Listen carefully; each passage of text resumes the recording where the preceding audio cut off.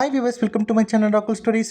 நம்ம இன்றைக்கி இந்த வீடியோவில் எதை பற்றி பார்க்க போகிறோம் அப்படின்னா, நம்ம தளபதி விஜய் அவருடைய ஒய்ஃபான சங்கீதாவுக்கும் பார்த்திங்கன்னா டிவோர்ஸ் கேஸ் போயிட்டுருக்கு அப்படிங்கிறது உங்கள் எல்லாருக்குமே தெரிஞ்சிருக்கும். ஸோ அது வந்து ஒரு மிகப்பெரிய இஷ்யூவாக போயிட்டுருக்கு அப்படிங்கிறது சோஷியல் மீடியாவில் எல்லாருக்குமே தெரிஞ்சிருக்கும். அது மட்டும் இல்லாமல் அவங்க டிவோர்ஸ் கேட்டு பார்த்திங்கன்னா மனு தாக்கல் பண்ணியிருக்காங்க அப்படின்றதும், அப்ளை பண்ணியிருக்காங்க, பெட்டிஷன் போட்டிருக்காங்க அப்படிங்கிறதும் உங்கள் எல்லாருக்குமே தெரிஞ்சிருக்கும். ஏன்னா சோஷியல் மீடியாவில் ரொம்ப வைரலாக போயிட்டுருக்கு.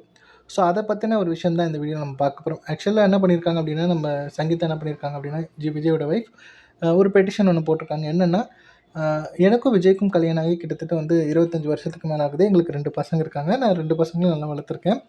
ஸோ விஜயுமே நல்லா பார்த்துக்கிட்டு இருந்திருக்கேன். நல்லாவே நான் இது பண்ணிகிட்ருக்கேன். அவருக்கு வந்து பார்த்திங்கன்னா ஒரு அஃபையர் இருக்குது. ஸோ ஒரு நடிகை கூட அஃபையர் இருக்குது.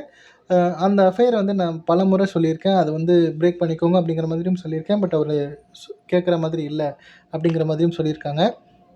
ஸோ இப்போது எனக்கு ப்ரெசென்ட்டுக்கு பார்த்திங்கன்னா இந்த டிவோர்ஸ் கேஸ் போயிட்டுருக்கிறதுனால சென்னையில் எனக்கு சொந்தமாக வீடு எதுவும் கிடையாது. அதனால் பார்த்திங்கன்னா அவருடைய ஈசிஆர் ரோட்டில் இருக்கக்கூடிய அவருடைய வீட்டில் வந்து என்னை தங்கறதுக்கு அனுமதிக்கணும் அப்படின்ற மாதிரியும் கேட்டிருக்கேன். ஆனால் அவருடைய வீட்டில் என்னை வந்து அலோவ் பண்ண மாட்டேங்கிறாரு இருக்கிறதுக்கு அப்படின்னு சொல்லியிருக்காங்களாம். அது மட்டும் இல்லாமல் இப்போ இத்தனை கோடி சம்பளம் வாங்கக்கூடிய நம்ம விஜய் எனக்கு வந்து லைஃப் லாங் வந்து அவர் வந்து செட்டில்மெண்ட் கொடுக்கணும். ஸோ டைவர்ஸ் பண்ணால் பார்த்திங்கன்னா கொடுப்பாங்க இல்லையா? ஸோ அந்த மாதிரி லைஃப் லாங் எனக்கு ஜீவன்சம் கொடுக்கணும் அப்படிங்கிற மாதிரியும் கேட்டிருக்காங்களாம். அந்த பெட்டிஷனில் மென்ஷன் பண்ணியிருக்காங்களாம். அது மட்டும் இல்லாமல் இந்த ஒரு விஷயம் பார்த்திங்க அப்படின்னா ஒரு மிகப்பெரிய ஒரு சர்ச்சையாக போயிட்டுருக்கு. ஸோ விஜயோட ஃபேன்ஸாக இருக்கட்டும், விஜயோட சைடில் பார்த்திங்கன்னா இது பற்றின எந்த ஒரு விஷயமும் எந்த ஒரு அப்டேட்டும் கொடுக்கல. ஸோ இது தப்பாக சரியா அப்படிங்கிற மாதிரி எந்த ஒரு அப்டேட்டும் கிடையாது. ஸோ அஃபிஷியலாக வந்து எந்த அனௌன்ஸ்மெண்ட்டும் கொடுக்கல.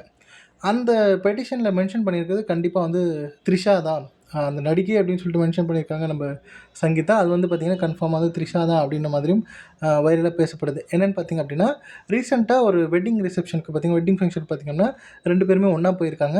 ஸோ அதனால் என்ன நினைக்கிறாங்க அப்படின்னா, கண்டிப்பாக அது வந்து த்ரிஷா தான் அப்படிங்கிற மாதிரியும் சொல்லியிருக்கிறாங்க.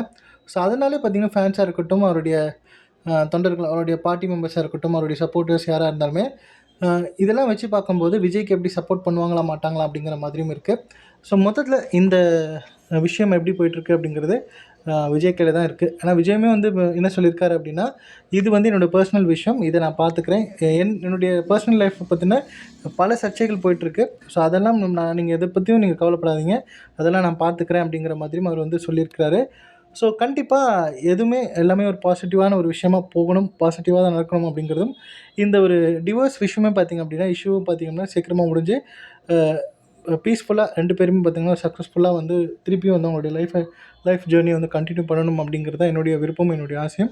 ஸோ இதை பற்றி நீங்கள் என்ன நினைக்கிறீங்க அப்படிங்கிறதையும் கமெண்ட்ல பண்ணுங்கள். ஸோ இந்த வீடியோ பிடிச்சிருந்து லைக் பண்ணுங்கள், ஷேர் பண்ணுங்கள்.